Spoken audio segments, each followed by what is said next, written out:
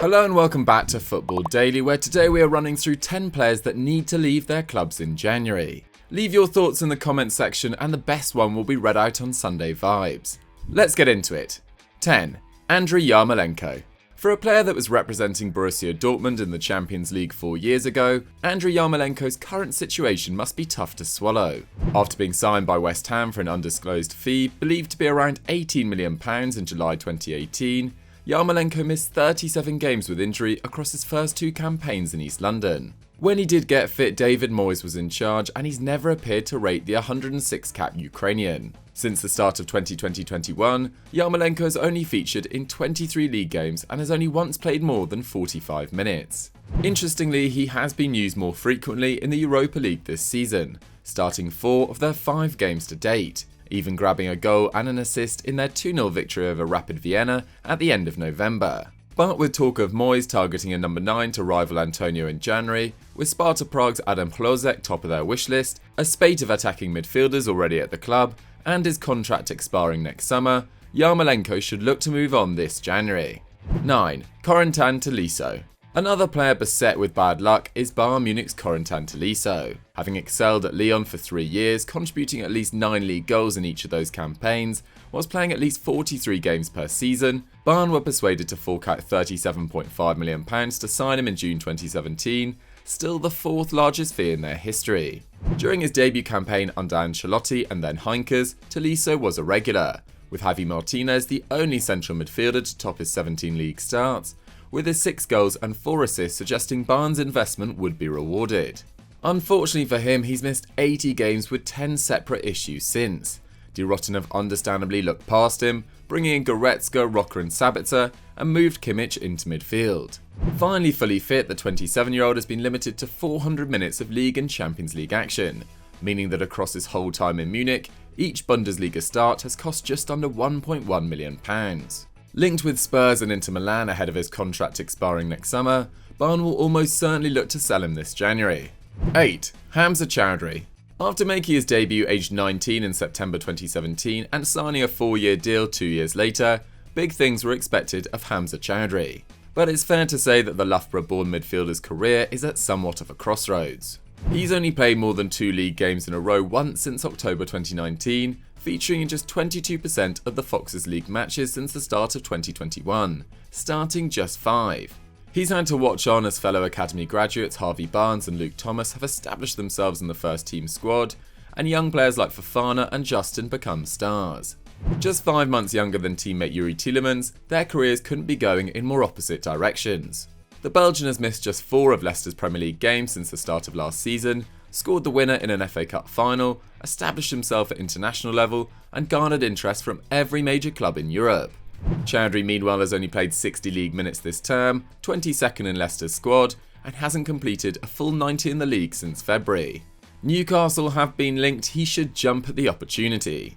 7. Dejan Kulusevski.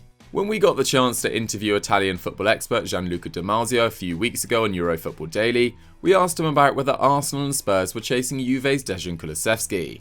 This is what he had to say. Arsenal wants him. They had the first contacts with the agents. Juventus bought him for 35 million euro plus bonus. So it depends on how much Arsenal wants to invest on this player. So it's clear that Arsenal are very keen on landing Kulusevski, and we think for the right price it would be a good move. Yes, 2 assists in 14 Serie A games this season is a poor return, but Allegri has only given him 4 starts. In his 611 league minutes to date, he's averaging 0.51 expected goals and assists per 90, a figure topped only by Ken, Dybala and Morata in the old ladies squad. If Arsenal could land Kulusevski for anywhere close to his £31 million valuation in January, before going for an elite number 9 next summer, they'd be well placed to finally make an assault on the top 4 next term. 6. Rayan Cherki. Let's be clear about this, unlike the majority of players mentioned on this list who need to move for their own career, Lyon should absolutely not sell Rayan Cherki, but we can't help thinking a loan would do him good. On the face of it, the 18-year-old is in a solid position. He's made 56 appearances for Les Gon's senior side, scoring 9 and assisting 8, establishing himself as a regular for France's under-21 side at the same time. But Lyon manager Peter Bosz has been reluctant to truly unleash Cherki. He's only been given one league start since the opening day of the season, incidentally the only other time he has played more than 23 minutes in a league game this campaign. And whilst he has been given more minutes in the Europa League, with Bosz rewarded with 2 goals and 2 assists in 3 games to date, we feel that with Paqueta, Shaqiri and Toko Ekambi ahead of him in the pecking order, he could be loaned out in January. The likes of Everton, Leicester, Roma and Villarreal should inquire. 5. Juan Bernat. Nuno Mensch's arrival at PSG on a season-long loan must have been pretty gutting for Juan Bernat. The former Bayern left-back had only just recovered from a cruciate injury that had kept him out for 11 months, seeing him miss 60 games, which was pretty cruel given the quality of his performances in 2019-20, where his 4 goal contributions in 10 Champions League games helped propel the Parisians to the final. But the arrival of the Sporting CP flyer has meant opportunities have been hard to come by for the Valencia Academy graduate. With his 415 League and Champions League minutes, 46% of Mensch's total at the time of writing. He might have featured in 6 of PSG's last 8 league games, but Poch has exclusively relied on Mensch and Diallo in the more physically demanding Champions League thus far. He's averaging a solid 3.4 tackles and interceptions per 90, but that pales in comparison to Mensch's 4.9, whilst the Portuguese also completes double the amount of dribbles. The 19-year-old not only represents the future, but the here and now. PSG could be persuaded to part ways with the Spaniard when the window opens. 4. Riqui Puig.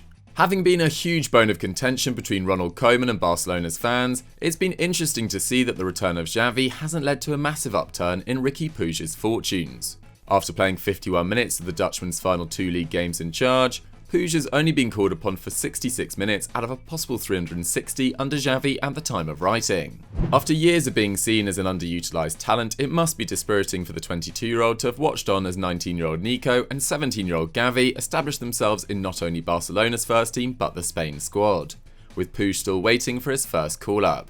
But we believe with Puig yet to even start 10 league games across his 3.5 seasons with the first team, that it might be time to accept he needs to move elsewhere. Given his limited minutes, Barcelona aren't in the strongest position to demand a massive fee, but with Puig ranking in the top 5% for pass completion, progressive carries and touches in the opposition box in Europe over the last year, they also shouldn't sell cheap. How much do you think he's worth? Let me know in the comments below. 3. Stefano Sensi. Rewind to October 2019 and then 24-year-old central midfielder Stefano Sensi was thriving. 3 months after joining Inter Milan in a €25 million move from Sassuolo, Sensi had started the season on fire, scoring 3 and assisting 5 in 6 league games heading into a clash against Juventus. Unfortunately for the midfielder, 34 minutes into the game he tore his abductor, putting into motion a horrific turn of events. He's missed 47 games since with 9 separate injuries, meaning he's still only made 14 league starts for the Nerazzurri and has only featured in 5 consecutive league games once since his initial injury. This is a crying shame for a wonderful player capable of combining 5.3 shot creating actions and 1.5 dribbles per 90, as he did in 1920, from the most congested of midfield areas. Once seen as a future star of the Italy setup, the 8-cap midfielder has only been given 136 minutes of action under Simone Inzaghi to date, 21st in the Inter squad. Linked with a move to Fiorentina, we believe the 5'6" midfielder should jump at the opportunity. 2. Harry Winks. Unlike Sensi, fellow midfielder Harry Winks can't really use injury as an excuse. He's been sidelined for just 3 games since the start of 2019-20, a campaign that saw him play over 2,200 minutes, 8th in the Spurs squad. However, the arrival of Højbjerg in August 2020 saw Winks fall down the pecking order, and he started just 11 league games since. In truth, his performances, clearly affected by a drop in confidence, have been seriously below par. 2020-21 saw his dribbles per 90 fall to just 0.4, down from 2.1 in his breakout campaign in 2017-18, while he averaged a chance created every 215 minutes last term, up from 1 every 64 years ago. Even his normally metronomic, slightly safe passing seemed to suffer, with his pass accuracy dropping to under 85%, having never been below 90 in his career. Having complained earlier this season about Nuno's second-string squad being used in the Conference League, Winks is now struggling to even feature there, playing just 17 minutes for the last 2 fixtures and being left on the bench for the humiliation at the hands of Enes Moura. Linked with a move to relegation-threatened Newcastle, things could be about to get tougher for the former England regular. 1. Jesse Lingard. Despite the arrival of Ralf Rangnick, we still believe Jesse Lingard should leave Man United in January. On paper, Lingard's excellent fitness and work ethic, with his 22 pressures per 90 ranking in the top 8% of players in Europe, could be a good match for Rangnick's high-intensity football. But at 28 and having already wasted the last 3 months on the United bench, he can't really afford to risk it. His decision to spend 6 months on loan at West Ham last season yielded an incredible 9 goals and 4 assists in 16 games, form that took him to the edge of England's Euro 2020 squad. However, on his return, despite reported assurances that he'd play, Lingard has been used for just 88 league minutes, with a 24-minute cameo against Newcastle, the most time he spent on the pitch in one league game. With West Ham once again linked, this seems like a straightforward move. If it goes well, who knows, maybe the 28-year-old will fight off competition from the likes of Smith Rowe and play in a second successive World Cup in a year's time. So guys, that was our rundown of 10 players who need to leave in January. There are way more than 10 though, so get your suggestions for who I missed out in the comments down below.